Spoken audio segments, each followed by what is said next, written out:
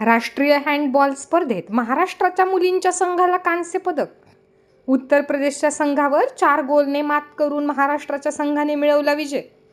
लखनौ येथे झालेल्या 47व्या junior girls राष्ट्रीय हँडबॉल अजिंक्यपद स्पर्धेमध्ये उत्तर प्रदेशच्या संघावर 4 गोलने मात करत महाराष्ट्राच्या मुलीच्या संघाने कांस्य पदक प्राप्त केले आहे. या संघामध्ये बुलढाणा येथील कुमारी रेणुका संजय चोपडे हिने महाराष्ट्र संघाकडून उत्कृष्ट खेळांचे प्रदेश करून संघामध्ये महत्त्वाचा सहभाग नोंदवून संघाला कांस्य पदक प्राप्त करून दिले. तिच्या या उत्कृष्ट खेळाबद्दल रेणुकाचे तसेच संघाचे सर्वत्र कौतुक व अभिनंदन होत आहे.